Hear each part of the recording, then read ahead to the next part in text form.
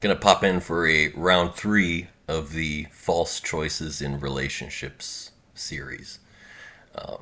If you don't watch the other two videos and you hop in the comments saying, "What are you talking about?" You know what I'm talking about. Why didn't you watch the other videos? Go watch the first one, then the second one, and then you can complain. Okay? Just due diligence. So there's a number of issues I still need to address, and there's kind of like this whole domain of issues that all circle around a core concept. So I'm going to address that core concept first. Selection bias.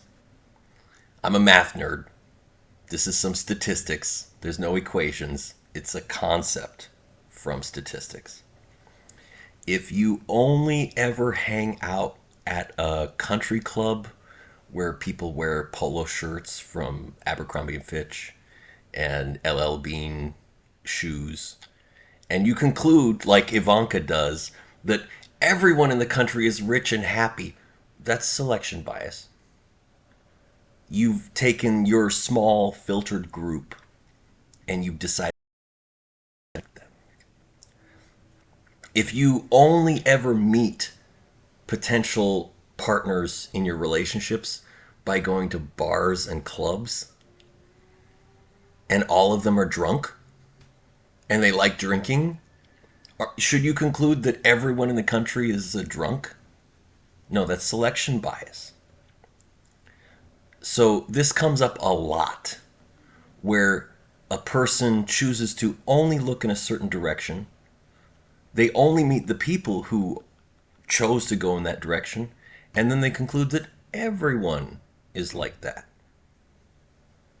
And the only people who fall for selection bias are the ones who fail to think clearly. It just happens to be the majority of people. Every time that sociologists have studied the population at large, they find that about 90% of you never think clearly. Your whole lives. In every demographic. In every country. Every political group. Every gender. All of you. 90% of you never think clearly.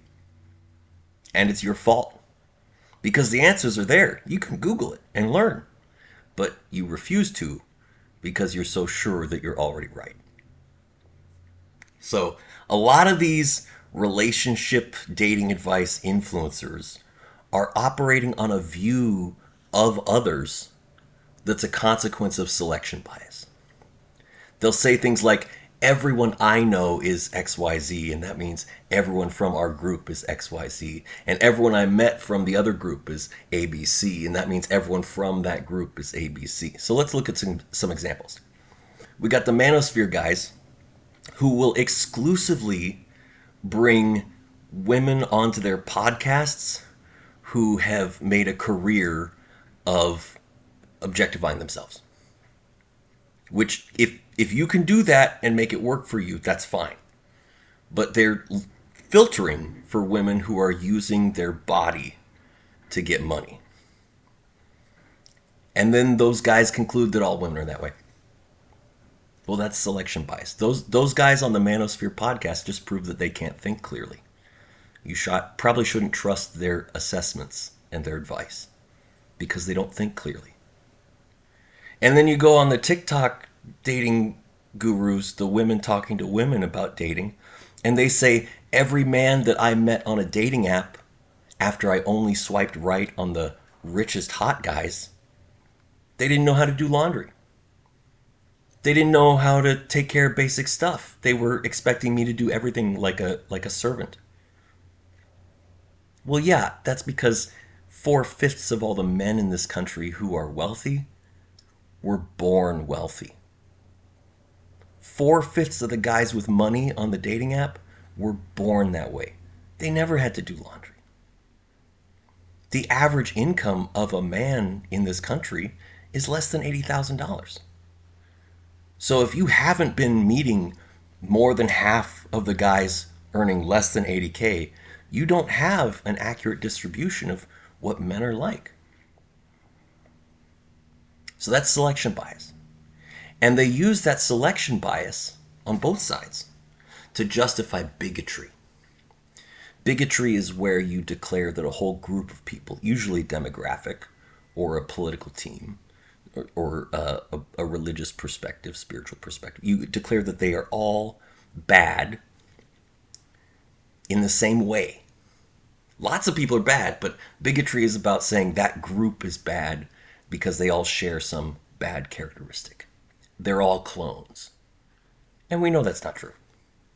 There's an insane amount of diversity within every group. There's no two people that are clones, except for maybe in Antarctica. They probably did that there. I don't know. Conspiracy theorists like to say stuff. So when you hear someone saying all women are blankety blank, you know that person can't think clearly. When you hear someone saying all men are blankety blank, you know that person can't think clearly. And they're only looking at a small group that they met only a certain way. They're not forming a broad perspective. They're not interacting with the people at large. They're not trying to understand and relate to people's differences. They're trying to stereotype based on a demographic. So I don't try to excuse the behaviors of the people in my demographic by stereotyping some other demographic, because that's unethical. Instead, my work focuses primarily on helping people who are suffering the most around the world, regardless of their demographic. And I give that work away for free because I actually want them to benefit. So I look at how to make cheaper housing because there's lots of people who can't afford it. I look at how to make more sustainable food practices because there's lots of people who are suffering from that. Bringing better water systems for the people living in droughts and arid regions. There's lots of different people who, as an individual, they are suffering. But when you stereotype their demographic, you can say all kinds of horrible things about the demographic without recognizing that individual's suffering. So that's a key concept that comes up over and over again in the relationship gender war conversation, where women who are exclusively meeting men through dating apps and clubs and concerts think that all men are equally likely to walk up to her, charm her, and hook up. No. I've never been to a strip club. I don't want to. I have only been in a bar a few times in my life because I'm not a drinker. And I'm not looking to hook up with someone who is. You meet me when you go to book clubs.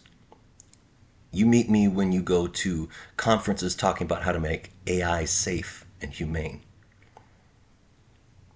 That's where you meet people like me.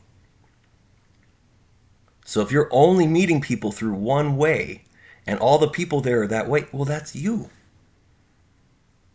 If I only ever went to a climbing wall and met people who like to climb, that doesn't mean everyone's a climber. If I only sat in a boat and met other people sailing, that doesn't mean everyone owns a boat. So, forming your judgment based on a very narrow slice of a demographic is what leads to stereotyping and bigotry. And that is your fault. No one else can be blamed when you choose to be a bigot. And now if you go watch the women talking to women about how women should behave in dating, and you listen to the men talking to men about how men should behave in dating, you're going to hear a lot of stereotypes and bigotry based along a narrow slice of who they're willing to even look at. And that's their fault. And when you buy into it, it's your fault too. So I don't recommend bigotry. I don't recommend stereotypes. I was a teenager in the 90s. In the 90s, we were actually very strongly against stereotyping and bigotry. But the common culture filter bubble has been to escalate that bigotry, where you say that entire group is all clones, they all behave the same way, they're all identical in their thinking. And that's not the case.